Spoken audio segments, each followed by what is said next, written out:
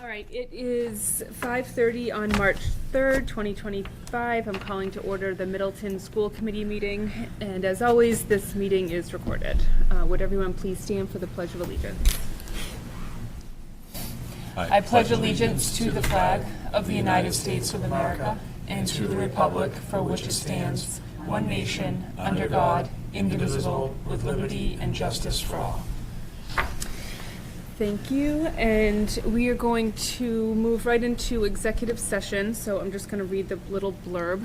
Pursuant to MGL Chapter 30A, Section 21A3, to discuss strategy with respect to collective bargaining if an open meeting may have a detrimental effect on the bargaining position of the public body and the chair so declares. So do I have a motion to move into executive session? I'll make a motion. I'll second that motion. Okay, Jackie? Aye. Joe? Yes. Natasha? Aye. Dave? Aye. Michelle? Aye. Great.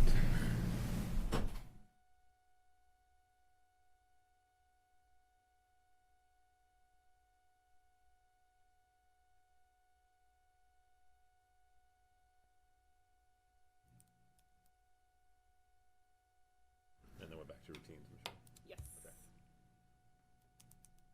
Thank you for waiting. Okay, we are going to start with remarks from the public.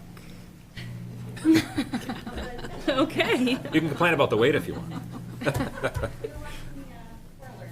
Oh, nice. Aren't they great? Okay, so approval of previous minutes. So I have meeting minutes here from, and they are locked. Oh, let me from do the that. 2-3 Give me one meeting. second. Colleen might have, give me one Yeah, I second. tried to request them earlier.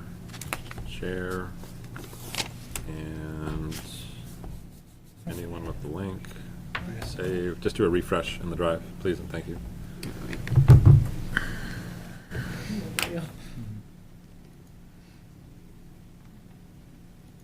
That worked. Okay.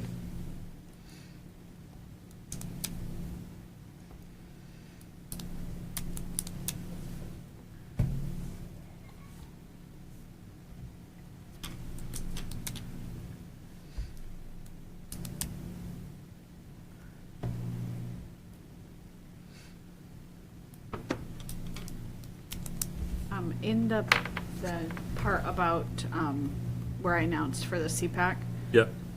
I don't know if it matters. I talked about two different things. She combined them into one. Okay.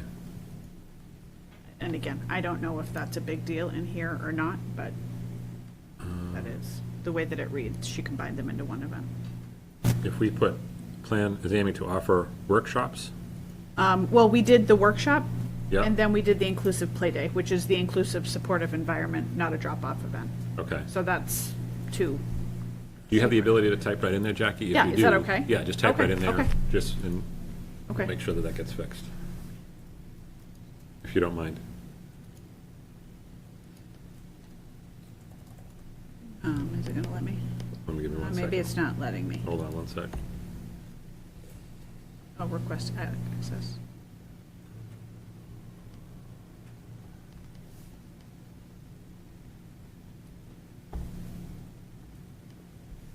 Do you need to read it? No, good. Do a refresh again, Jackie, and see if it works.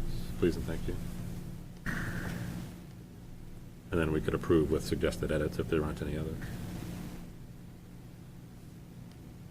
Yep, I think I can. Okay. Great.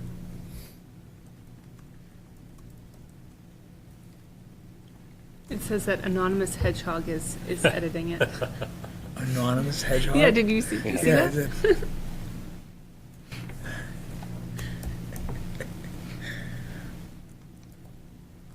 Is that really? For real? It's Anonymous- Jackie. Signs It's Jackie. random names. It's Yes. Jackie. Oh, that's what my name is? Anonymous hedgehog? Oh, good.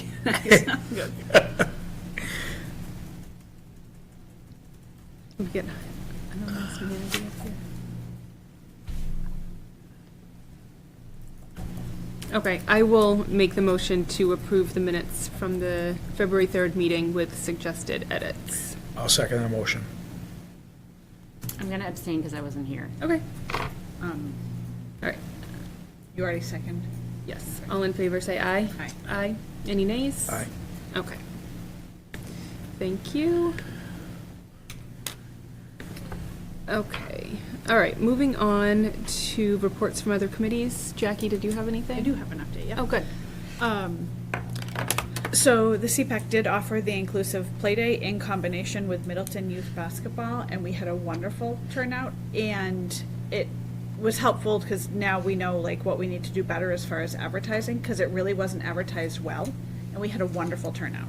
So we had the varsity boys basketball showed up for a while to help the team. The girls basketball were wonderful leaders, and then we had a number of middle school students there, and then a lot of just younger kids from the community. It really was a fun hour and a half, and the kids were wiped and like sweating when they when they left. So that was really, really nice. We plan to offer, I think, something similar for like a wiffle ball event this spring, and we've talked about doing one for skating as well. Nice. So that was really nice. But hope to just do a better job advertising to the whole community. I think some of that was more or less word of mouth, or if they follow like us, our CPAC page, but not necessarily. I think it was shared through some of the schools, not all of the schools. I think we can do better.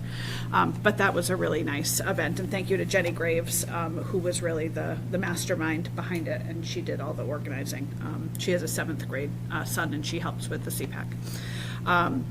We do have the workshop through the Federation is scheduled for March 13th, 7 to 9 p.m. It's virtual, and that is bullying, what parents need to know. And you do need to register to be able to get the link to attend. So if anybody has questions, they can email me, they can email the CPAC link, they can find us, they can find it on our Facebook or social media too. But that is, that's coming up, and that will be our March meeting. And then we'll have another one offered in April about transition age, 14, and transitioning to like post-grad life after school. So that's all. Okay. Awesome. Thank you. Okay, moving on to report from the superintendent. Thank you. A couple of updates. Brian had sent along a Full Meadow principal search update for me to share with the committee.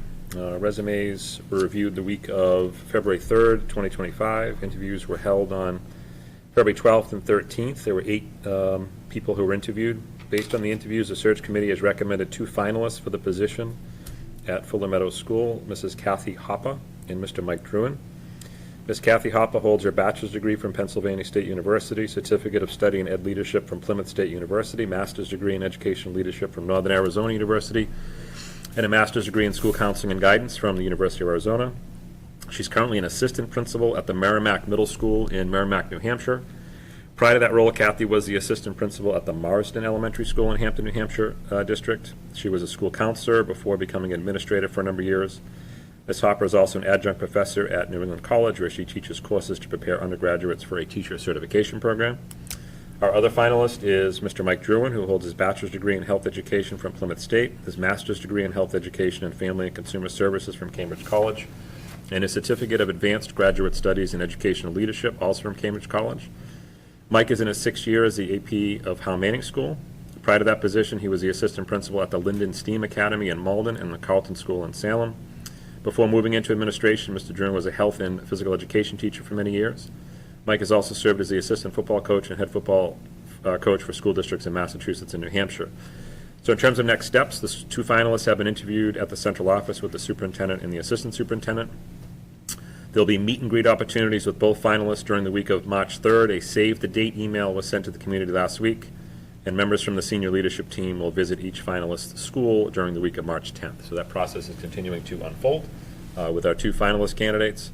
And as Brian had mentioned in here, an email will go out to the community now that we've announced it publicly. I think he asked everybody to kind of save the dates, but an email with the names and the qualifications of the people who are the finalists will be sent along, and then we'll be doing visits to the schools, talking to the staff in each of the schools, and getting additional feedback. Brian will do feedback forms for the families that are able to spend time meeting and greeting the candidates as well.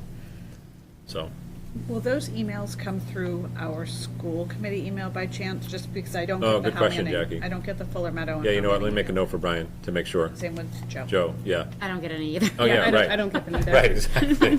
Okay. 4 for 4. Let me make a note, and I'll make sure Brian forwards them to you guys, so you have them. Yeah, with the dates and the times and everything. Yep. Okay. So that's that. Warrant close at budget hearing date. So we always do the public hearing on our budget at our April meeting. And last year, it worked out perfect because April 1st was a Monday. This year, our April meeting, April 1st isn't until a Tuesday, and our first Monday meeting wouldn't be until April 7th.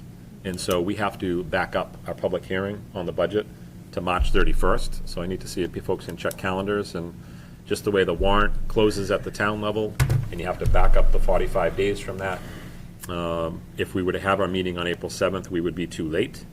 And so I just need folks to see if March 31st could work in place of April 7th. So that will be our April meeting on Pretty March. much, Yeah. We'd have the public hearing on the budget, the public hearing I on school choice could like do we it. always do, and then any other regular items. And then we wouldn't meet on April 7th? Correct. Right. We would move the April 7th meeting to March 31. That works. Does that work for everyone? Works for me. Okay. Make it work. Great, thank you very much. So All we'll, right. we'll Let me work just with change that in my calendar. the town on that, and I'll change it in our calendars as well, the April meeting. I'll take the April meeting off. I think Colleen sent out something for March today. She did, but the April ones. Okay, we'll take that one off.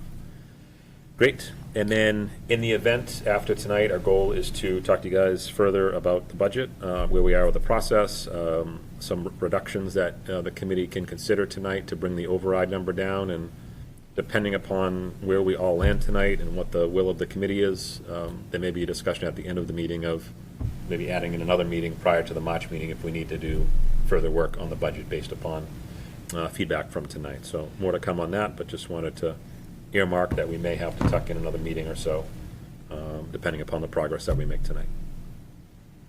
Any questions on any of those things? Nope. Great. Thank you. Okay.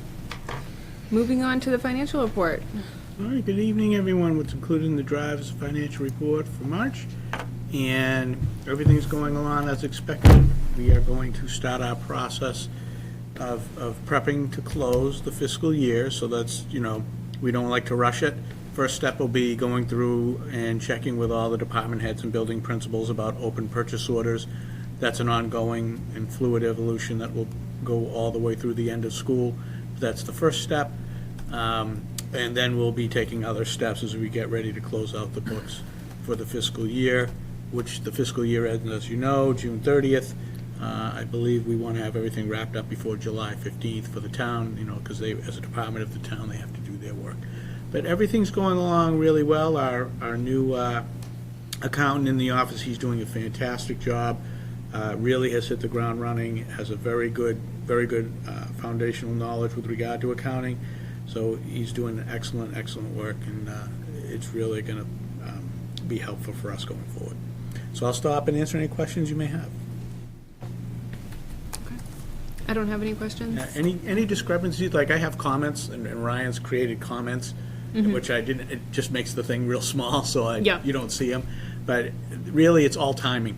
So when you see those variances, like we were able to close that gap last month, you saw this large gap, and it's all timing. Something posted to the town side, and vice versa.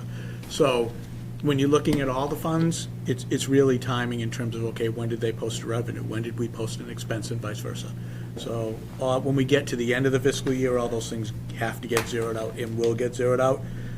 But just so you know, it's not because there's something wrong or something off. It's just timing when things post. If that makes sense for everyone. Yep.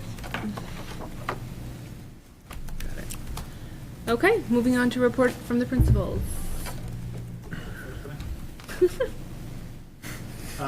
Not much happening in February, quick month with vacation thrown in there, some more upcoming. Our enrollment is steady. Our staffing, we just brought on 2 new IAs in the last couple of weeks that replaced 2 IAs that took over teacher positions. We had a couple of teachers resign in right before the new year. So we had 2 that rolled into that as long-term subs, and now we have 2 people to backfill those positions as well. Upcoming, we have Family Math Night next Thursday, the 13th. That traditionally has gotten snowed out every year. I was gonna say, But, no, Blizzard. looking This time, looking because it's ahead, on the there is no snow, and as a matter of fact, Wednesday, the 12th, right now, it says 60 degrees, so we should be good. We will not get snowed out this year. DARE is starting up in our 6th grade. DARE is taught by our school resource officer, Sam Silla. And then the 20th and 21st is early release for parent-teacher conferences. So again, encouraging everybody to sign up for those. If you cannot make one of those 2 days, reach out to the teacher, and we will make accommodations for people if necessary. That's about it. Oh, and MCAS. Yeah. Yes. Starting up on the 26th and 27th with 6th grade, and then rolling through everybody else as we go into. I'm all sure the they're way very to Memorial excited. Day. Yeah, I am. New vendor, right? New vendor, kinds of I've already had to, today was supposed to be a staff meeting to start training teachers on the new platform, which is not completely ready, so that staff meeting has been bumped to another couple weeks out, so that it will be ready and we can actually show them what it's going to look like, as opposed to just a theoretical practice. and is it, sorry, feel like I'm missing. Is it changing statewide, or it's changing just, Statewide. Statewide. So it used to go through Pearson Yeah. forever, and now it's switched over to Cognia. So my understanding for the kids, it will look exactly the same. It'll be different on the teacher end in terms of administering, or not even administering it, monitoring it, logging into it, making sure the tickets and all of that stuff, all of that will be different. Oh, I must have missed that Yeah, one. that's right. What did I say? Didn't say it yet. That's it. Good? Yep. Okay, Read Across America Month is happening this month. Emily Fry does an amazing job. I think in her next life, she should be like a party planner or something, 'cause I've never seen anybody plan things the way she does. Her theme is read, reuse, and recycle. It's really cute. There's a bulletin board going up on the way out. She has a lot of cool events planned, things that will sort of bring reading to life for the kids.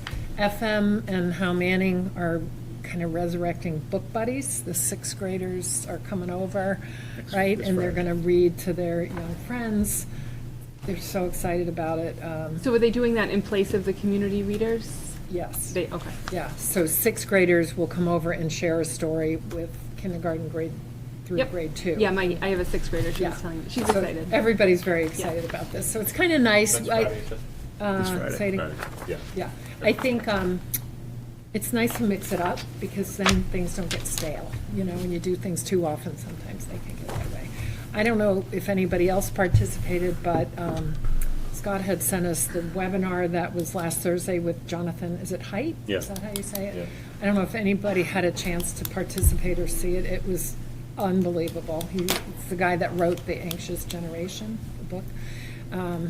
It was very interesting. They had the governor of New York and the secretary of education from Indiana, and both of these states have taken real serious stands on banning cell phones from schools, actual legislation that it's just statewide. And the folks that they interviewed on the panel talked about how they love that they took the heat off of the school for having to make that decision, because then it gets really difficult for the school, and the teachers said it. And it was very interesting. There was a teenager on the panel, and to hear her perspective, but most of what you heard was teachers said they have not heard kids talking in the halls and laughing in years. Oh. And that's what they're hearing. They said it used to be if you walk down the hall in any, school, kids had their noses in their cell phone. I mean, you see it when you go by a bus stop, nobody's talking to each other. And they said it had such a profound impact on the students. So New York and Indiana are really leading the way. It was a really interesting panel discussion that went on. March 13th, Family Math Night. It's not going to snow. Kira's done a really great job of organizing that. I thought I'd take a moment to update you on our kindergarten numbers, unless you would like me to wait Yeah, till no, it's budget. perfect, yeah. So currently, I have to change this, we had one more come in today. We have 48 students registered. 2 students on the census are going to private school. 2 students, the families are debating whether they're going to send their kids. They have late summer birthdays and they're really on the fence. And we have 9 families who are on the census who we have not heard from, and we're kind of beating the bushes a little to find out. So based on the census, we would have roughly 11 more students to register if they all come, the 9 plus the 2, so that would be a total of 58. We do sometimes have parents come in to register who are not on the census, so we don't have their name. So they haven't moved here yet? maybe? No, they're here. And I don't, Oh. this is something I just can't really, I don't know how this happens, but we had one come in when I was typing this, literally came in, I was looking, and I said, were you in the census? And we didn't have her name. So she registered, had all the proper materials, and then today, another came in. So I don't know if maybe they're moving in after the census happened, or, I don't know, the census is voluntary, isn't it? Yeah. So if they don't do it, I don't know. All I know is I got one in the mail at my house last week. So there are families out there that we don't know about, and this is where the whole kindergarten thing gets really dicey. Because if those 11 come who we know about, we're at 58. So we play that number. And if there are more, we've had 2 that I'm aware of in the last 3 days that were not on our list and we did not know about. So, you know, this is where we're speculating. NESDEC had us at 75, the census had it as 50. 77, yeah. 77. So clearly, it's not looking like it's going to be 77, but, you know, you're hedging the bets on where it's going to land. So we will just continue to monitor it closely. How many this year Wow. do you have? 77. 5 classes times, they all have 15 except one Yeah, has so 17. 77, right? Yeah. So it's interesting, there were 54 births in 2019, and we had 77 kindergartners. That's how NESDEC does their projections. Yeah, There were 54 births in 20, so they projected the 77 again. Yeah. You know what I mean? It's like Yeah. there's a factor that they use for move-ins and, you know, people that moved in after, their kids weren't born in Middleton, but they, you know, arrived after. and if you think about it, if I do the math, is this the COVID year that had babies? 2020, And it's well, 20. yeah, but probably 21 would be the, The real year? yes. Yeah. So I don't know, What about people kindergarten, that move in, like in May? Because when we moved it here, Correct. we moved in the middle of May. Right. And So- that's what we don't know yet. this is the data that we have to work with at this point. We just did the Currently in the census, budget, though. we have 5 Census. I thought it was sections. 2020. No, we just had a census, so I just put, When was the last December, it was due, census? December, right? End of December, right? January 1st was the thing? Yeah. Huh? Okay. I think that's when it was. So, Do you have any, or That's not helpful. you may not know this yet, but any current kindergartners that are going to repeat kindergarten? Because I know that sometimes happens. No. so that's where we stand. So, you know, my feeling is 5 sections, we're sitting tight to kind of see how this plays out over the coming months. So I will keep you posted. I have a little note in my calendar when we have school That's a committee significant meetings. to difference, kind though. of- What's that? Significant difference. Yeah, between it is a 77 and significant- 50. yeah. If you want to be like Right? probably around 50. Dash is happening this week. I saw Jackie this morning. I got to see for a little while, but the kids really enjoyed it. They learned a lot. They're very participatory, that's a tricky word to say, and engaged, and we really appreciate you coming. And tomorrow, I think we have 4 classes in 2nd grade, and DARE is starting up next week with 1st grade with Officer Sam. This is her first year doing this, so we'll see how she does. She's excited to come in, and that is it, unless you have any questions. Can I just add a comment? Yep. While I was there today, one of the, I'm going to blank on her name, which is embarrassing. Teacher? She was covering Miss Hurley's class, or she's in Miss Hurley's class. Well, she had a meeting. But she was asking, you know, how Had was doing. And then I mentioned Cotting School, and she said that you had somebody come from Cotting to do a A PD PD, event yeah. recently. And she said it was one of the best PD Yeah. events she'd ever attended. Yeah. So I just wanted to Yeah. share that. I heard that across the board. Yeah. So, yeah, thank you. Yes. Okay. No, I didn't have anything further. No gifts and grants. Nope, and Did- number 2, we can table, again, I left it on there, we had it on that last meeting, Yeah. remember? And I still don't have language from Crest, so we'll just table that. Okay. So moving on to the calendar for next year. Yep, so we went through the calendar at our last meeting in February. So a couple of minor tweaks to it, but pretty much similar to what we went through when we walked through it at the February meeting. And so as we get into folks starting to plan summer camps and end of the summer trips and family vacations and stuff like that, we try to get final approval at our March meeting so we can begin sending it out. So we'll be seeking, based upon our review of it at the February meeting, we'll be seeking approval from the committee for the 25-26 calendar. Were there any changes from February to March? Yeah, What were they? some of the feedback was there was an early release day on the 7th of November. And I think some of the feedback was that could be a tricky, like an early release and then school and then no school with Veterans Day. So the thought Yeah. was maybe bump that to the 14th, take it off the 7th. And then there was another one that was moved from one Friday to another.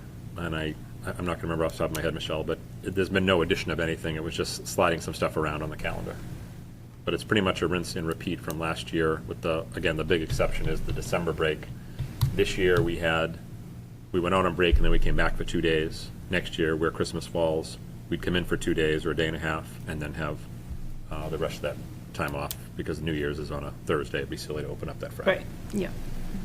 So we'll go to school the 22nd and a half day on the 23rd of Correct. December. Yep. And then back on the back on the 5th. 5th. Thank you. And nothing for voting this year, No, nothing for voting. We've confirmed that the regular elections, Jackie, will be, like the town elections Yes. will be there in May, right? I did talk to Eileen. When is the big facility done? Do we know? I thought it was going to be the fall of 26. So we could, so that'd be interesting. We're getting close to not having any more voting at Fuller Meadow. Okay. Which is a huge win. Yes. Yeah. Okay. I will make a motion to approve the school calendar for 2025, 2026. I'll second that motion. Any further deliberation or any questions? Okay, all in favor say aye. Aye. Any nays? Okay. Thank you all very Thank much.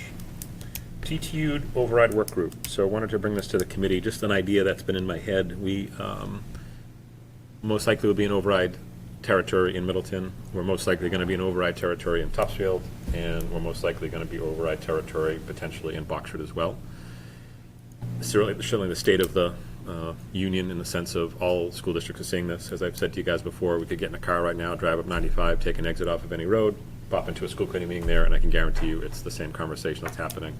MASS, I was sharing with Michelle, had put together, some summary bullet points about what we're seeing across the whole state right now.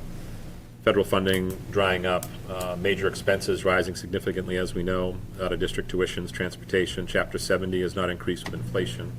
Local revenue is not increasing enough to make up for the difference, needing Prop 2.5, healthcare, all the things that we've talked about.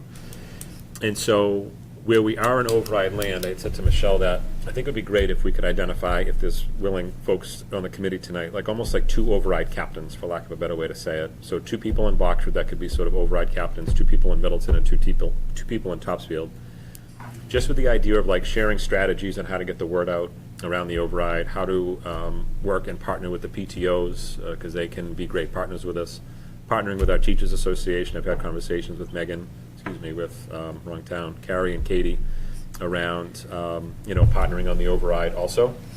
And so if we had 2 override captains, I could pull a quick meeting together of these 6 people. We'd have to post it because it would be a majority of the TTU committee, but just a quick meeting and sharing thoughts and ideas and strategies and any legal things associated with it and so on and so forth. So I wanted to bring that to the committee tonight, just 2 people that could really serve as communication people, helping drafting messages, working with our PTOs. We did a road show, as Michelle remembers last year. The town needed an override, the schools needed an override, and we went to the Council on Aging, and we went to Fuller Meadow Condo Association, and there were a couple other spots we went to that I'm not going to remember, but I thought it was a good strategy to get the word out.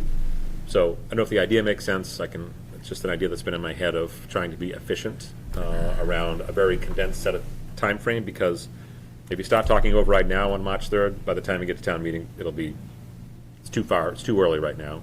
If you wait until May 1st, it's way too late. So there's a sweet spot right before April vacation, right after April vacation, where, we really need to kind of get out there in the world and talk to people about the needs, and we'll talk about this tonight with the budget, what will happen if the override doesn't pass in the Middleton schools, and what kind of effects we would see as a result of that. So I don't know if there's a couple folks who would be interested in helping out with that. I would consider, I just don't have the bandwidth right now. Yeah. With softball and everything else, Yeah. I'd like to do it, but I just can't. Subcommittee there is. I mean, as chair, I feel like I have kind of the responsibility to be one of those people too, unless either of you is like dying to do it. No, but I also don't think I have the bandwidth. Yeah. Yeah. Not that I think you do either. No, you guys. Are you sure? I don't think a lot of people like Joe, I'll be honest with you. It's getting less by the day. We like you, Joe. Oh, poor Joe. I'm just happy to be here. Okay, Thank you. so, Got me yeah, back. so Natasha and you back, myself Joe. and Will, And it's John Meyer and Keith Wilson in Boxford, and we have a Topsfield meeting on Thursday. So as soon as Okay. I get the Topsfield people, I'll swing back to you guys. What is and- this called? What do we call Override team, I don't know, Okay. like, we All right. we can come up with a better name than that, but Override. for now, it's just two people that can be like the contact people for the administration, so as we get information out, we can help that. And then also in the drive, many of you remember this from years past, so we don't need to go through it, but I put it in the drive, and I think this is something that override team, again, will work for. There's a PDF in the drive titled Understanding the Override.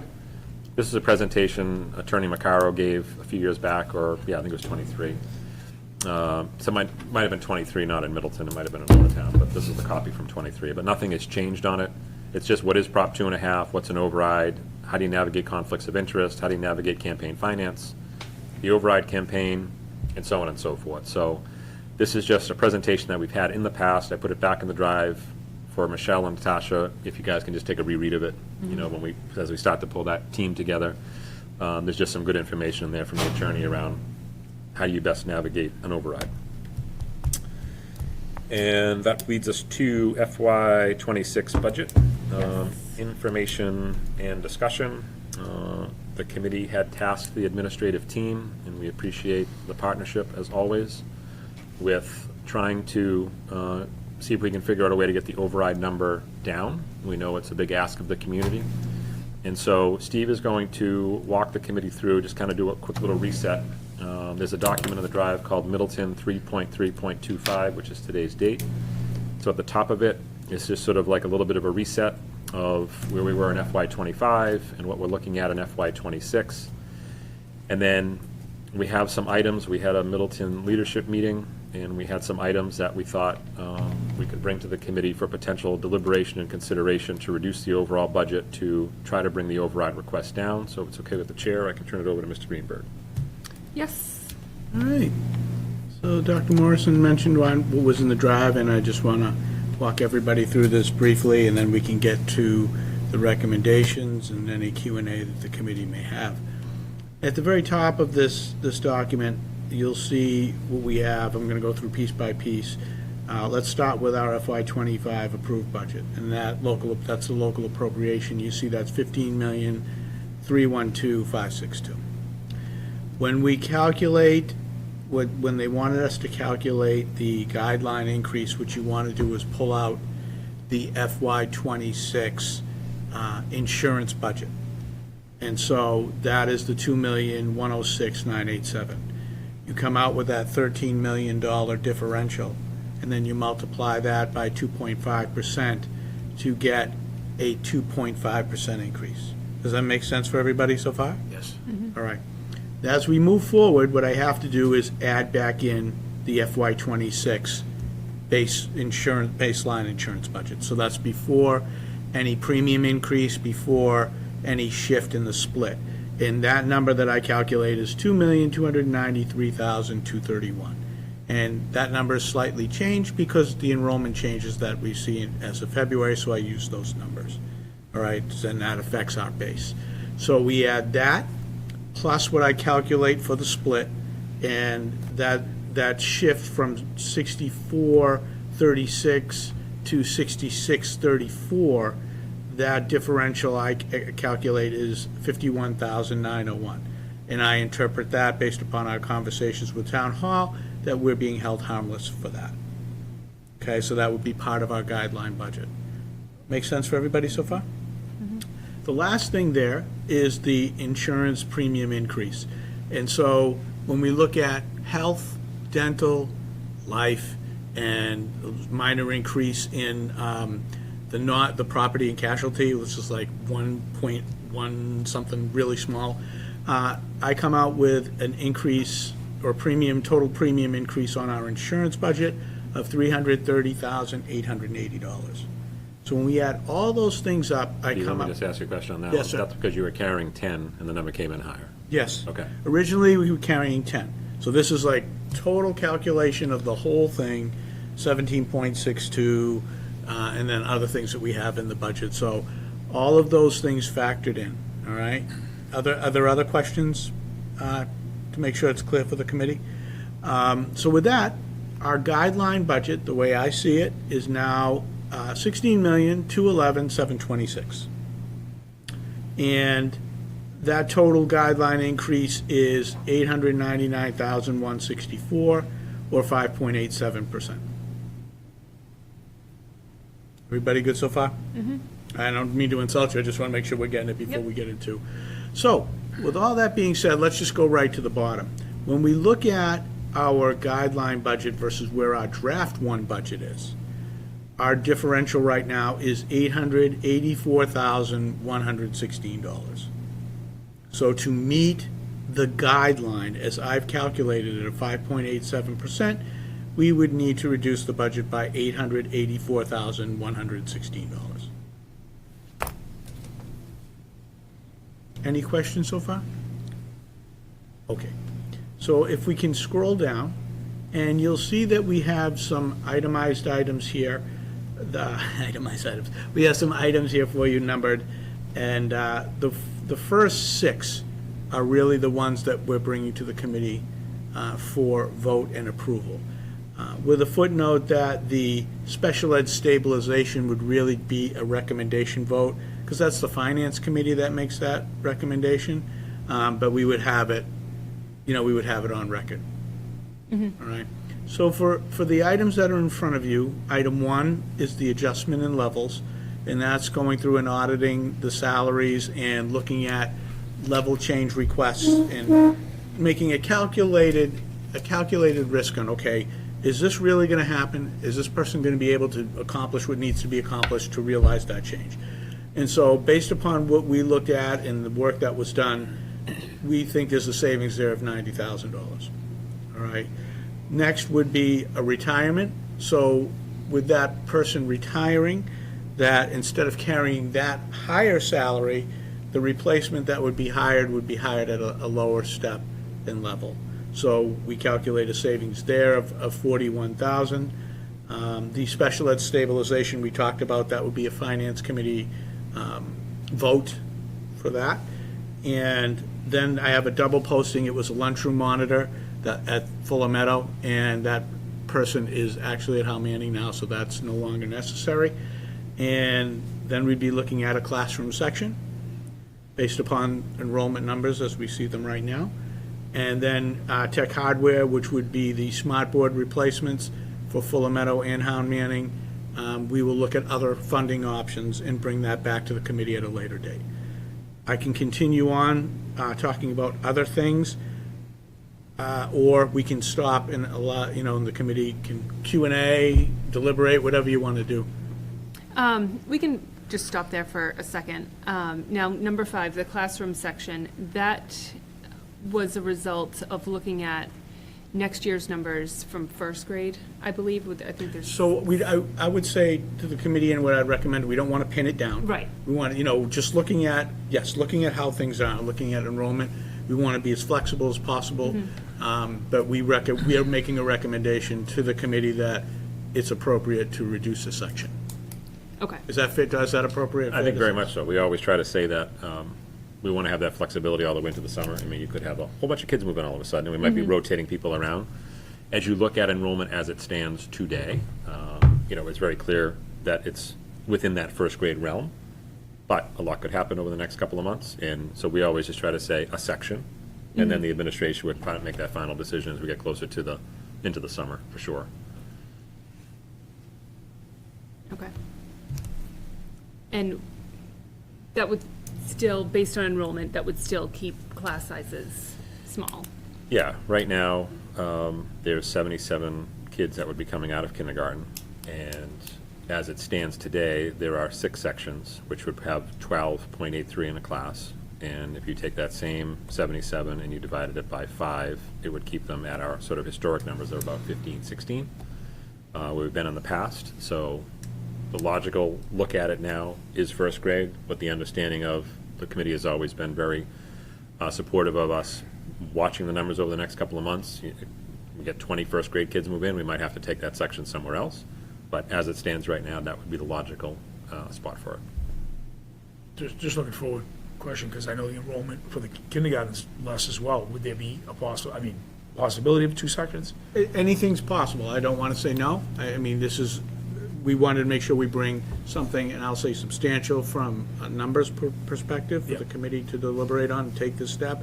We need to have another meeting if the committee's of the opinion, like, look, we want to bring the override down lower, or the override exposure for the elementary schools lower. Yeah. So we want the administration to bring some more recommendations back, then it's possible that that could be an option for deliberation. And Dave, I would say to that, as I look at NESDEC, kindergarten's always a little bit of ride the wave. And what I mean by that is we're going into the 25-26 school year, right? And I think I said to you in 2020, there were 54 births, Yep. which is why they sort of projected 77, and we know the numbers aren't there at 77 yet. However, the following year, there were 76 births. This would be the post-COVID year. I think 2020 might have been the year that everybody was home. Yep. And now in 21, there were 76 kindergarten births. So the next year, they're looking at 109 potentially kindergartners, right? So that's always one where you Don't want to drop. try to hedge a bet on, because it might be low one year, but then what you don't want to be doing is going back and saying we need to add a section back in. Yeah. And I think that, if we cut 2 sections and then we realize that we need that back, I think it's going to be very hard to get it back in there. Okay.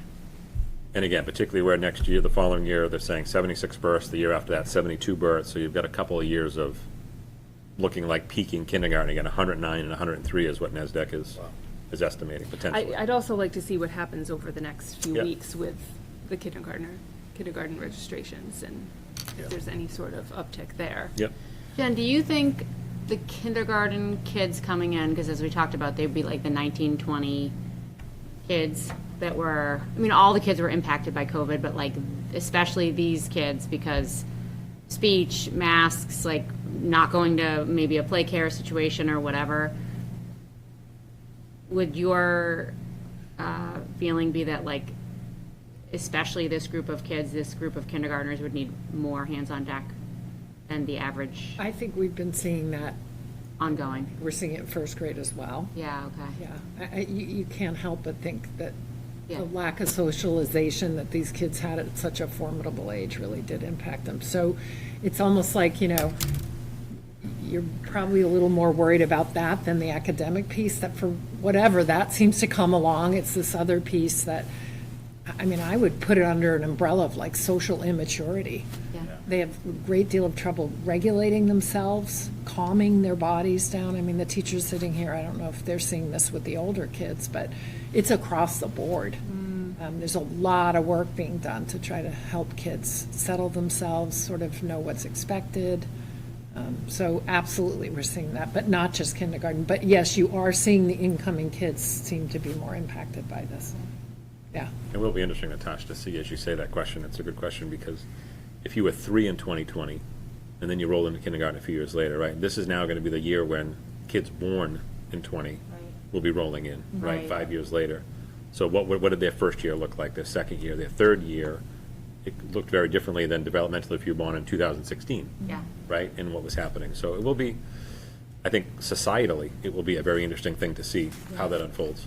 And also the stress that the parents were under. Totally. Whether your kid was 1 or 4, 5, you know, you're trying to work from home, you got little ones under your feet, you know, that we think there was probably a lot of, you know, iPad usage and, you know, anything you could do to just keep your kid quiet and busy so you could get through a meeting you're in. And so I think it's a host of things that we're seeing, and the impact it's had. So it's just good they're all here, you know. Yeah, I think it's, for sure. it's making a difference. My gut on talking about cuts would, like, reduction in class sections would be, especially with this Yep. group coming in, Yep. like the first graders, the current kindergartners, the incoming kindergartners, like, would be to err on the side of, Caution. like, extra hands versus Yeah, cutting. cutting. Okay, I'd like to have Steve kind of walk through the rest of the line items, and then before we vote on anything, I wanted to see if there's any public comment before we take a vote, if that's okay. And just before Steve goes there, so if you look at that line 6, and he started to allude to this, you know, with the tech hardware, Fuller Meadow and Howe Manning, if the committee was to vote those tonight, vote one, and they're not ranked, you have to make a list, right? So if you were to vote those items, you can see that the override amount at that point would be $501,240. And then everything below that, that Steve will walk through in a minute, this is to start to articulate, and this would be really for Natasha and Michelle. If the committee decided, like, that's where we're gonna stop, you know, we think about a $500,000 override is where we want to be. Everything below that is just a list. It's not the list, as we always talk about, but it's like, here's an example of, if we had to reduce another $500,000, here's what it potentially would look like. Is that accurate, Steve? Yep. Yeah. So if you want to go through those. Sure. And the thing is, they're going to remain in general terms. We don't want to get specific, as for the reasons we've all discussed before. We don't want to upset anybody prematurely or unnecessarily in terms of what this is. But the reality of it is, if we have to pull another $500,000 to meet the guideline budget, we'll go into non-personnel expenses first, which is stuff, right? And so we'll look at a number, and it's $150,000. Okay, so we would go back to all the departments and say, find $150,000 and stuff. You're won't be level service after that, because really, what will you go after? Tech, any of the consumables, CCIMs. You know, you'll really do a number on those. But you know, you're trying to get to those first so that you can preserve the core and core staff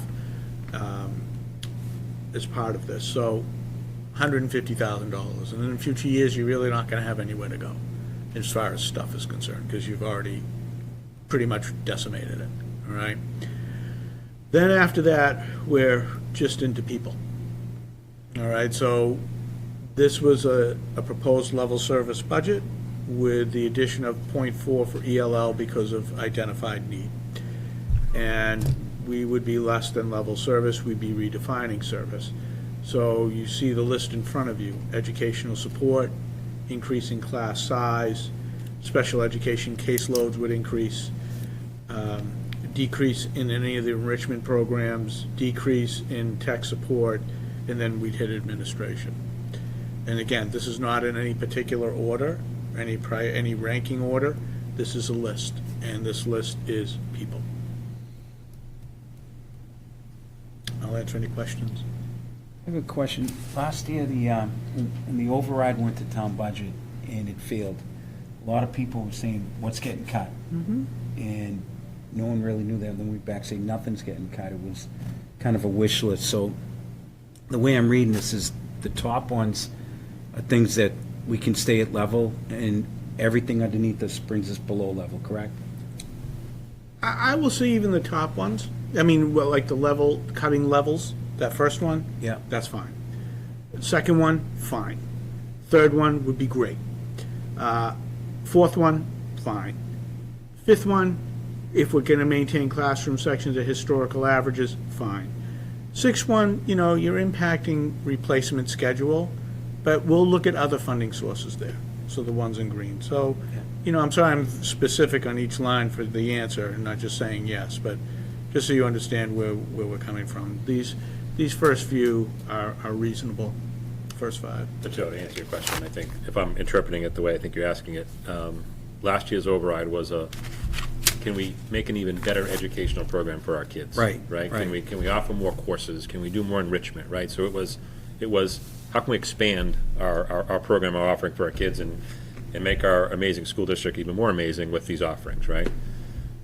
The override failed, we just weren't able to do that stuff. It wasn't like we didn't have to cut We didn't have to cut. 375, we didn't add 375 because the override didn't pass. As far as, from a sales point, because we're gonna have to sell it to the community. Yeah. And that's what you were saying earlier. I think it's important to let people know if it doesn't pass class size. Correct. You know, as we go down that list, 100%, Joe. where it's not just that we can't make it better, because some people are gonna be like, well, it's good now. Correct. And we'd all like to make it better, but this is really impactful. So I think from a Very sales impactful. point, those points have to get out to the public as early as they can. Instead of not hiring for positions that hadn't existed before. Right. That was last year. Right. Now we'd be cutting and really into the core of our programming. I think that's a world of difference to a lot of people. It is. I think a lot of people are going to say, well, we don't need to expand things, especially if the kids aren't in the school. Sure. But when you start talking about cutting and doing these things, it's a big sales point. Special ed caseload increases and class size increases and, enrichment things getting decreased and tech support and administrative positions, all of it becomes problematic. Okay. Steve, I'm wrapping my head around non-personal, personnel education, what would an example of like that be? Tech hardware. Tech hardware. Tech hardware, that would be one of the easiest things to go after. So your replacement schedule just is demolished. That would be one big one, and then you're going into like supplies. Okay, guys, you're not gonna get as many pencils, not as many widgets, whatever it is, we start going after that. PD, we'd start going after that. Anything that's outside of contractual, we'd be looking at that. Facilities, we've already are like as lean as we can get. So I don't know if we can do anything more with that. So, I mean, those are examples. Enrichment, is that field trips? Like away? Enrichment is any of the programs that go beyond, like innovations, Okay. any of the things that we're offering to kids outside of the core.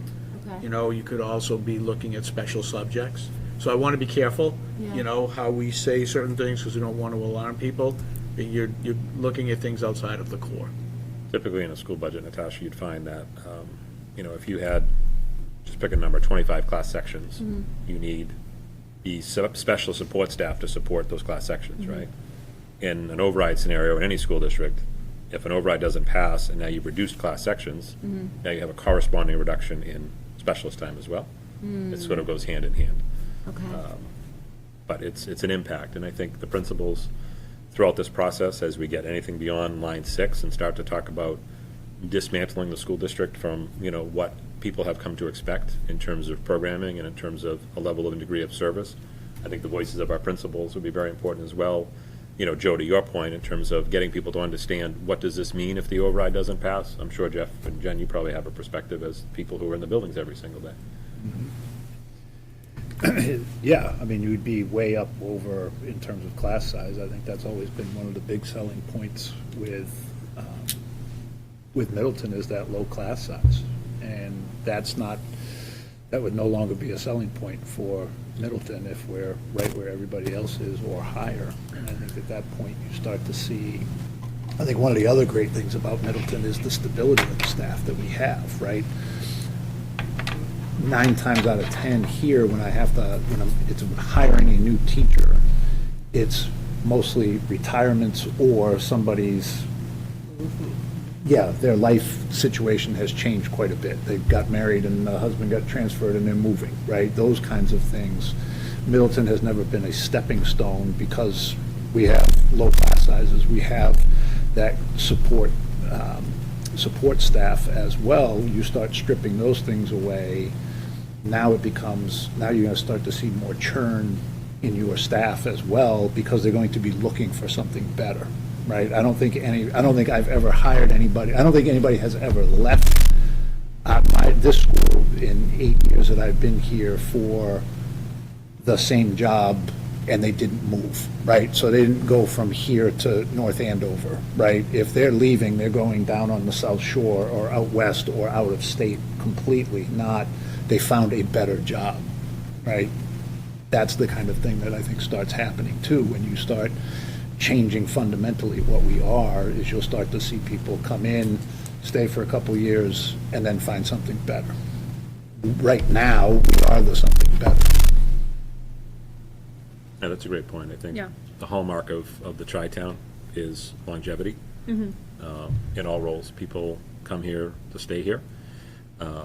And that builds the capacity within the school district. I've worked in places over the course of my career where you're not able to be forward-thinking and talk about the things that we can talk about in our districts because we have longevity. We have people who we're all moving along at the same pace, and we do our opening day staff meeting. It's a lot of familiar faces, right? It's not a complete change when we do that big opening day staff meeting. We launch the school year, and let's plant a flag in the future and talk about the growth and the development of our kids and what we need to do to get them there. And that just allows those conversations to continue, because every year we're just building on a conversation, not having to go back and start all over again with 500 new people. And to me, that is a key to a successful school district. One of the keys is longevity of people in positions, whether they're classroom teachers, whether they're administrative roles, whatever the function is, support roles, reading, special educate, all the different roles. We've been very, very fortunate that that's a key part of, I think, how we function and do business, for sure. I think to Natasha's point earlier, the children that we see coming in post-COVID are impacted, at least we think they have been based on that. So keeping the class sizes down gives us the opportunity to give them the attention that they need. And teachers are working so hard to sort of differentiate for what these different kids need, whether it be the social emotional piece, the academics. And the more kids you add to the mix, the harder that gets. You know, it's just not possible for one human to be able to do that, but with a smaller class size, they have much more opportunity, so. And I don't know how it works, but at town meeting, you know, Michelle and Natasha or Dave as vice chair, but as override folks, I don't have to ask, but I think you having an opportunity to speak at town meeting, I think would be very, very important to talk about what Joe talked about, where this isn't hiring positions that didn't exist before, the growth. This is, you know, if the override wasn't to pass, it would be a major reclassification of how we function and are organized as a school district. So I don't know if that's is available, the ability to speak Yeah, it is. at town Yep. meeting. And just as a reminder, Boxford and Middleton are always the same night, so Steve and I always have to split that night. So we'll figure that out as we move forward, but that's always one of our challenges too. Can I ask a question about the special ed stabilization? Yeah. So the number that's there, is that like our max, that's all of it, or that's just a number that you said, I think this is a good place to start? Is It's that not something? all of it. It was a number that was mentioned by somebody on the FinCom. Okay. I think there's maybe 30,000 more in that If fund. we wanted to go more there potentially, then there's a little more wiggle room. So I know he has a huge formula that he uses to kind of figure out, you know, the peaks and valleys in that. I don't know if you want to. No, go ahead, keep going. Yeah, well, you met with him to kind Yeah. of talk about that formula of how he comes up with that number. But that's kind of where. He kind of landed on 130, to Michelle's point, based upon the formula that John has had on the Yeah. FinCom. We can certainly have further conversation to see, they're always trying to plan long-term Yep. with that account. Yep.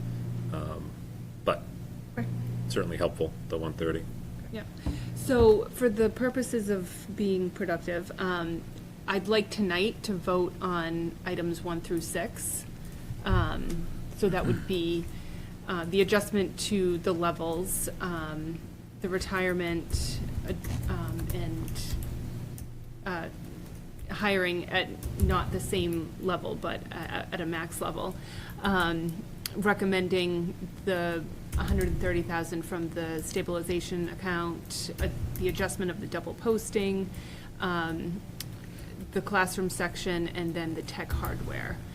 I think that we can vote on those tonight, and then I would like to see how the enrollment for kindergarten comes in the next few weeks, and then maybe, you know, a week from now, 2 weeks from now, we can regroup and see if there's anything else To not vote on the classroom section? No, I would like to, number 5, I would like to vote in the classroom section. That's based on the enrollment right now. And then if there's gonna be a second one, I wanna wait and see how the kindergarten registrations are coming in. Okay. Would anyone like to make So- any comments, or? Yeah, just before we go there, I know you had talked about just seeing if there was any. Right, that's what I was asking. Oh, sorry, okay. Yeah. I thought you were talking to the committee. Oh, no. Got it. Would anyone here like to make any comments on anything that we've discussed?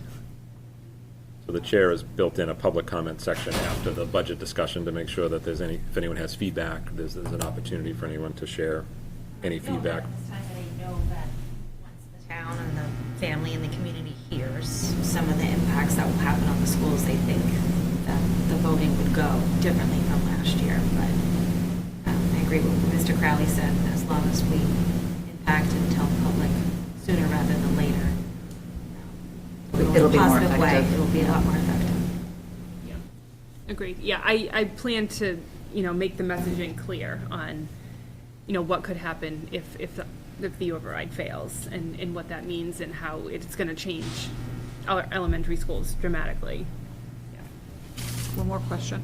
Yep. So if we vote on the stabilization fund tonight, It's not necessarily a vote, it's like a recommendation. okay. Like So supporting if, Yeah. I don't know, if we wanted to come back and say, is there a possibility of more from there, Well, yeah. we could do that down the road. Okay. Yeah, maybe the motion, Jackie, could be, we're in support of a minimum contribution from the stabilization of 130 with the understanding, again, you guys don't get to decide that 130, but Right. it's just sort of vocalizing your Right. thanks to the FinCom and sort of support of their decision to put 130 towards it, Okay. for sure.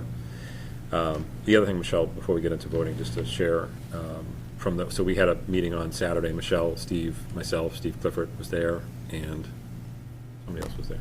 There were 5 of us. Weren't there? Maybe it was 4 of us. Yeah. I Okay, think- it's yeah. 4 of us. And there was a discussion around how the override will be presented at town meeting. So one of the members of the select board, mentioned that, is it an educational override, and is it Masco and the elementary schools together, and then a town override? Is it a elementary override, a Masco override, and a town override? Am I capturing that correctly? Yeah, so it could be, public safety and then education, and education is both elementary schools and Masco, or it could be a public safety and then the elementary schools, and then Masco is separate.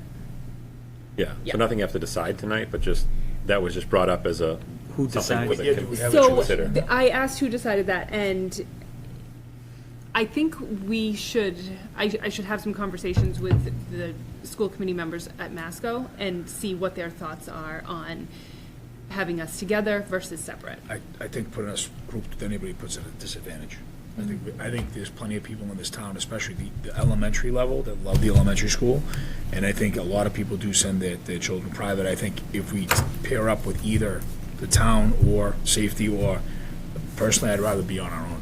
I feel the same. Well, it'd be interesting to see historically what's been done and what's been successful, like That came up doubling, we know, do we have? That came up. Saturday. I don't remember the answer, Natasha, but it did. There was, no, there was one, don't know. they were all It may not- separate, it they may were not all carry separate, the and they day, all 'cause there's- failed. They were There's been all like separate and hits they and all misses. failed. I also think Okay. the Masco's gonna be a lot larger, right? It's gonna be more. Yeah, I don't know what that I don't number know is. what the Masco number is. Did you But- know Michelle just said so they're all separate? I think it was in 2016. There was an Essex Tech override, an elementary school override, and a Masco override, and they all failed. Masco, we ended up having to pay because the other 2 towns Said yes. said yes. The following year, it passed. Correct. Um, 17. And I think it was lumped together. It was a town, and that was a And town and that's, school. and that's why it was lumped together last year, and it failed.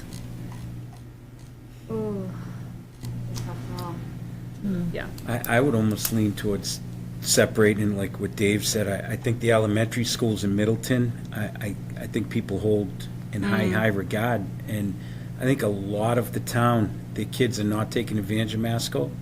I have a child in Masco, but a lot of people don't. It is a tough call. It is, but Yeah. last year, the way it was all grouped was a nightmare. I also think it depends on what. But that's not lines the and select that's- boards, that the select board doesn't decide that? It's going to be separate. The public safety and education. It is yet to be determined if we're going to be grouped with Masco. And I think that we should be talking with some of the school committee members over at Masco, get their opinion, and we can talk to select board members too, and get their thoughts on it. And And I if think that, about- sorry, if go those ahead. two towns pass on the Masco level, and it fails here, it passes because 2/3 pass. Well, the Masco portion of it would, Masco we portion. would be on the hook for. So But that if would be- only one town votes yes, then it is. Okay. Yeah. Okay, I just wanted to make sure, okay. And if I was interpreting things correct on Saturday, I got the sense, and Michelle and Steve weigh in, that they were kind of asking for some feedback when it was asked. Like, when the question was brought up on Saturday, it Yeah. was sort of like, what do you think? I- Not, here's how we're going to do it. I would like to, I don't know what the Masco override looks like. I want more details on Yeah. that first. I mean, they're going for like a new heating system, they're doing a lot. That's a It's- separate something. I think that's a capital. separate, that's Separate? capital. It's a That's next Capital year, I account. think, right? The big thing would be next year, but I think they might need, like, design money this year to do the schematic design and things like that. I think a conversation with some Masco people would be a really good idea, because I don't know their stuff, obviously. So a lot to think about there. But Natasha, while you were out, I did open it up for public comment on okay. the items on the top that I would like to vote on tonight. Okay. I don't yet want to vote on anything more than that, just because it's a pretty drastic cut, I think. I want to get more information over the next few weeks on kindergarten enrollment and see if that number creeps up at all. Can I ask one question? Number 13, administration. Can you give us more? Yeah. It'd be administrative roles. Yeah, we always like to say it's a list right now, not the list. As we get further into the season, we would have to give you something more definitive. But we are big believers in communication and letting people know. You know, for example, the section that's on there tonight, that we've had conversations, right? We've Yeah. had conversations with our association. We've had conversations with staff, right? And so we never want anyone to be surprised at a meeting. So what we present to you tonight is just a list Okay. with the idea of, and I know you know this, we're doing it 3 times across 3 different towns. All that communication takes time, but it's valuable to do because that's what builds our relationships with everybody. So we've not had any conversations on anything below line, anything below green Number is, 7 and beyond. which is why Steve has it as very grouped together at this point. Does that make sense? Yeah, okay. Okay.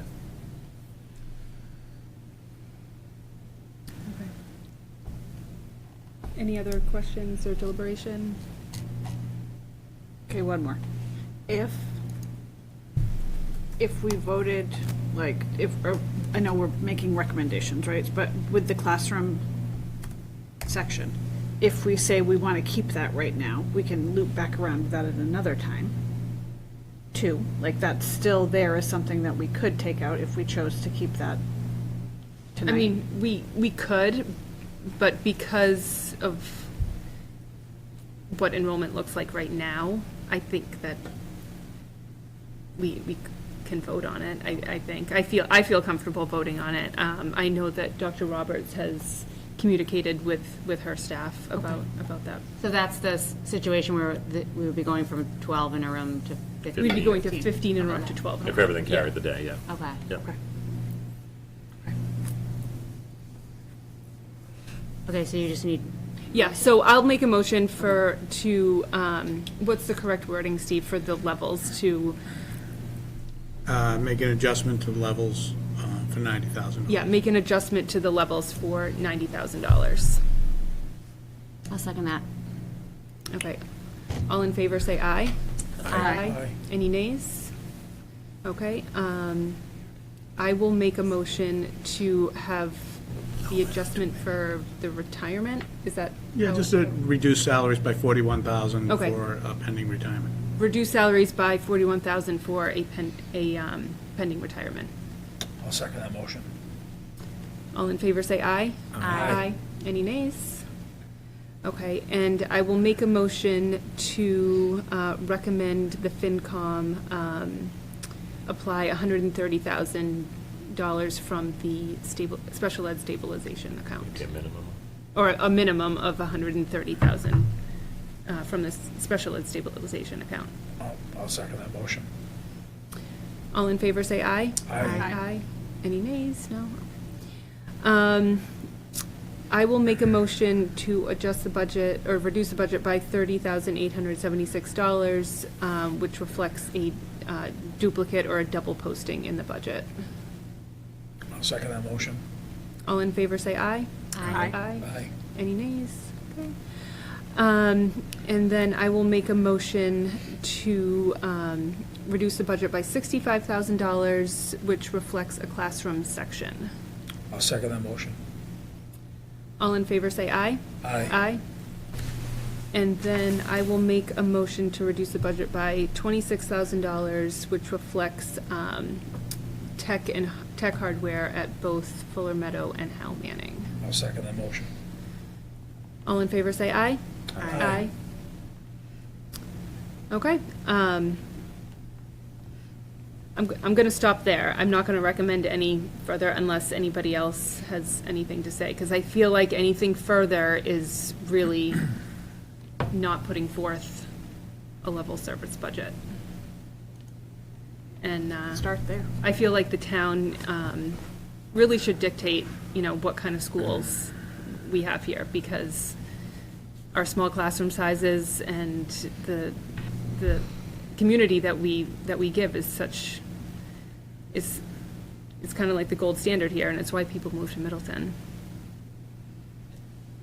Steve, you'll confirm with your town colleagues all the numbers above. I know you've done that multiple times in terms of the insurance pieces and all of that as well, right? That's all been confirmed. Great, perfect. I don't trust him. You know. Yeah, well, Not me. No, you, Mr. Greenberg, not you, Mr. Okay. Nothing in the correspondence folder? Nope. And then just on the budget as well, just a couple of quick things that I just, we had correspondence from the town level, and I just needed some feedback, just real quick from the committee. A couple of them were more connected to executive session, but we just had a copy of a salary schedule was requested at the town level, and so Steve and I will be working on that. There was some information regarding a curriculum request that we have for the warrant article, some backup related to that, so Steve and I will work on that. That's just showing that it's a sole source provider. And then there was some feedback on insurance, staying in either the school budget or the town budget. In the past, it's always been in the school budget. I don't know if this committee had any feedback they wanted to provide to us just on that as we just communicate back to the town. So I'll just go first, sorry. Yeah, no way. So in terms of the insurance piece, when Scott brought that part to my attention, I kind of thought it was more of like a housekeeping issue, because insurance isn't really something we can control. It'd be just moving it from one budget to another budget. But then I kind of got thinking about it, and if we had a staff member that had insurance leave in the middle of the year for whatever reason, and that position then goes unfilled for a month or the rest of the year or whatever, that dollar amount that we're paying for the insurance, for their insurance, would stay in our budget and could then be used on an unbudgeted expense if something popped up in the middle of the year, because things always pop up. That would stay within our budget. And then if nothing came up and we had money left over, we would give it back to the town and charge it tailings like we always do. So the way I'm seeing this is if we turn over the insurance piece to the town and a teacher leaves, that money that could have been in our budget is not in our budget anymore. It's not allocated to the schools, it's allocated to the town. So unless there's something I'm missing, I say we keep it the same and hold the insurance in our budget. Any other I agree. feedback from anybody? Okay. I feel the same way. Keep it in our own budget. Okay. Yeah. I'll communicate that back. Thank you. Okay. Budget motions, we did. Correspondence, nothing. I don't have any others. Just consent agenda. I will make a motion to accept the bills and payroll as presented. I'll second that motion. All in favor, say aye. Aye. Okay, motion to adjourn. I'll second that motion. All in favor, say aye. Aye. Thank you.